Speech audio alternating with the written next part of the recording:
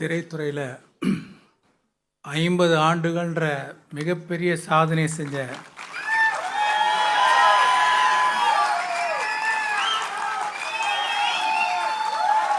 Super star Rajini sir அவர்களுக்கும், விழாநாயகன் சு வெங்கடேசன் அவர்களுக்கும், ஆனந்த விகடன் நிர்வாக ஆசிரியர் ஸ்ரீனிவாசன் அவர்களுக்கும், திரு உதயச்சந்திரன் ஐஏஎஸ் அவர்களுக்கும், ரோகிணி அவர்களுக்கும், கோபிநாத் அவர்களுக்கும், வந்திருக்கும் பெரியோர்களுக்கும், பாரியின் வாசகர்களுக்கும் அனைவருக்கும் வணக்கம்.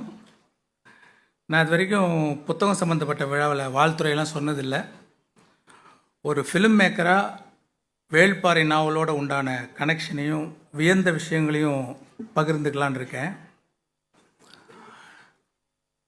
விகடன் நிர்வாக ஆசிரியர் சீனிவாசன் அவங்க ஒரு தடவை என்னை சந்தித்தப்போ, ஆனந்த விகடனில் வேள்பாரின்னு ஒரு நாவல் வாரம் வந்துட்டுருக்கு, அது படித்தா படம் பார்க்குற மாதிரியே இருக்குது, நீங்கள் படமாக எடுத்தால் நல்லாயிருக்கும் அப்படின்னாங்க.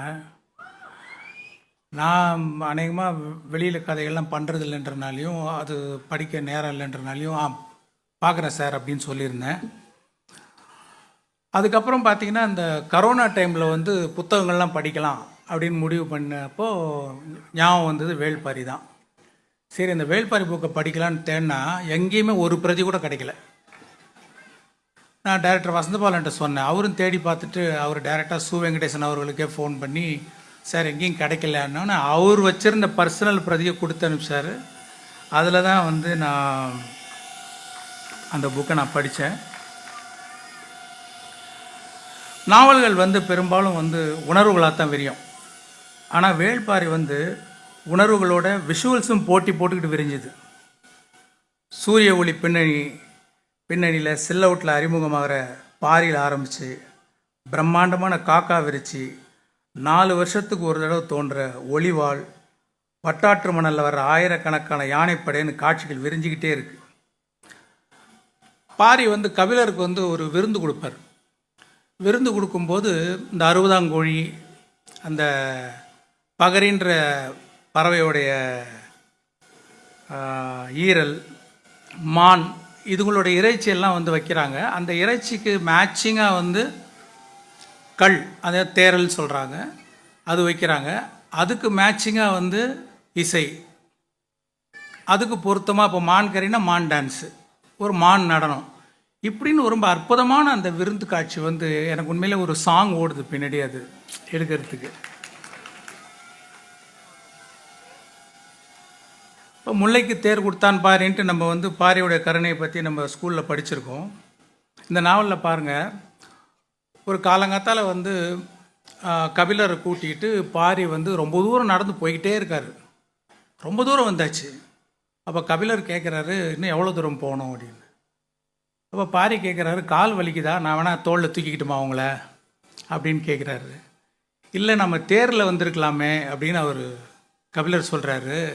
இல்லை, இது மான்கள் இணைகிற காலம், மேட்டிங் டைம். இப்போ தேர் வந்துச்சுன்னா அந்த சத்தத்தினால அதுங்களுக்கு தொந்தரவாக இருக்கும், அதனால தான் நான் நடந்தே வரேன் அப்படின்னாரு. எப்பேற்பட்ட குணம் பாருங்கள் நீங்கள். அதே மாதிரி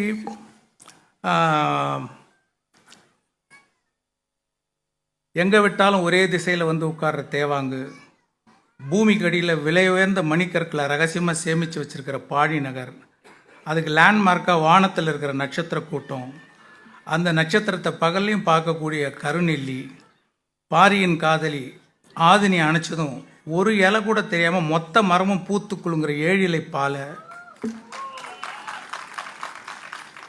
காதலர்கள் பாரியும் ஆதினியும் இணைஞ்சு விடுற அந்த மூச்சில் விரிகிற நிலமுரண்டி மலர், குறிப்பிட்ட மூலிகையை சாப்பிட்டுட்டு அந்த இலைகளை சாப்பிட்டுட்டு அந்த மூக்குலேருந்து அந்த நீர்த்தோல், அதை சட்டை, பாம்பு சட்டை அப்படி உரிச்சிட்டு இணையிற வெண்சாரை, ஒளி வீசும் வெண்சாரை பாம்புகள், சுண்டா பூனை, பறக்கும் பாம்புகள், ஒரே கடியில் குதிரையோட கழுத்தை துண்டாக்குற தோகை நாய்கள், மழை நீரை மட்டுமே குடிக்கிற சக்கரவாக பறவை, தண்ணீருக்குள்ளே எறிகிற பால் குரண்டி செடி, 2 நாட்கள் ஆனாலும் போதை குறையாத நறுமணம் வீசக்கூடிய சோமப்பூண்டு பானம், சிறகு நாவல், இரவில் ஒளிரும் ராவெரி மரம், இப்படி போயிட்டே இருக்கு லேக்கு. இப்போ ஒரு ஊரையே துவம்சம் செய்கிற ஒரு மதம் கொண்ட யானை, அது யாராலையும் அடக்க முடியல. நிறைய வீரர்கள் அடக்க ட்ரை பண்ணுறாங்க, ஆனால் முடியல.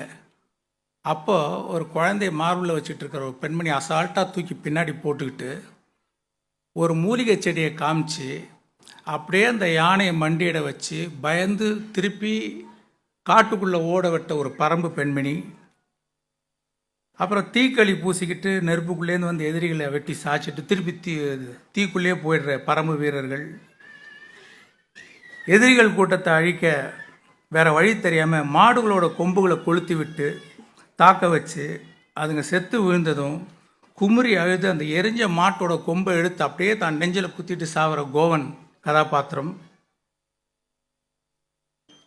பாரி உயிரை காப்பாற்றுறதுக்காக தான் உயிரே தியாகம் செய்கிற பாண்டிய இளவரசி பொற்சுவை.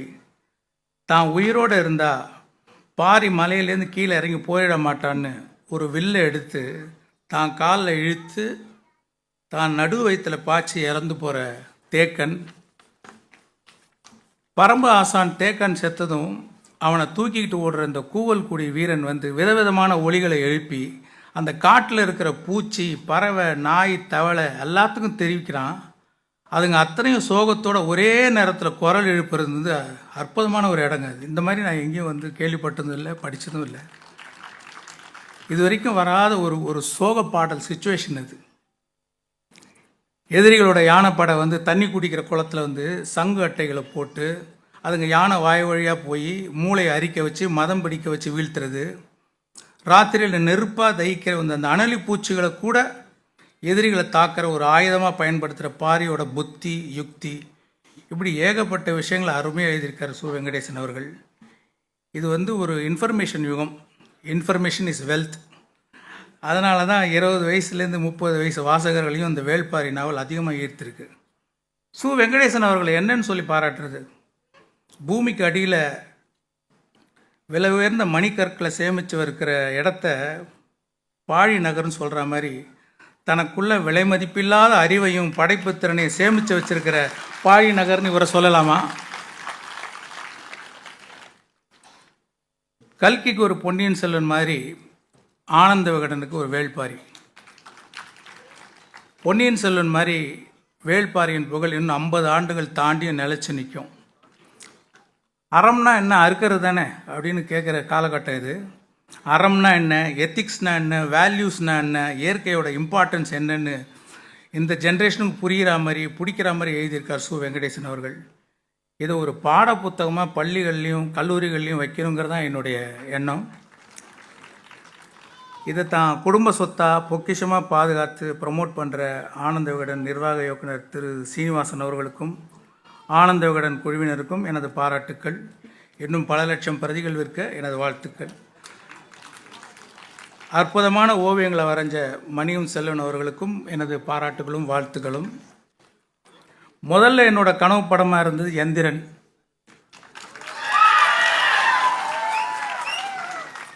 இப்போ என்னுடைய கனவு படம் Velpari.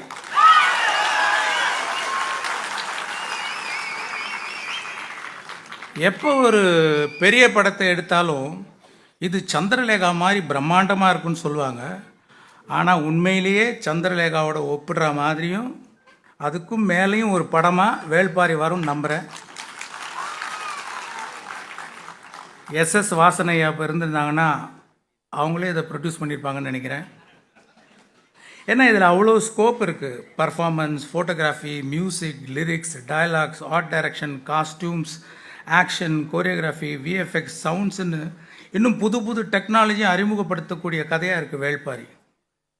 Game of Thrones, Avatar மாதிரி உலகம் போற்றக்கூடிய அறிவுபூர்வமான ஜனரஞ்சகமான காவியமாக ஒரு பெருமை மிக்க இந்திய படைப்பாக, தமிழ் படைப்பாக வரக்கூடிய சாத்தியம் இதில் இருக்குது. Hope dream comes true. நன்றி.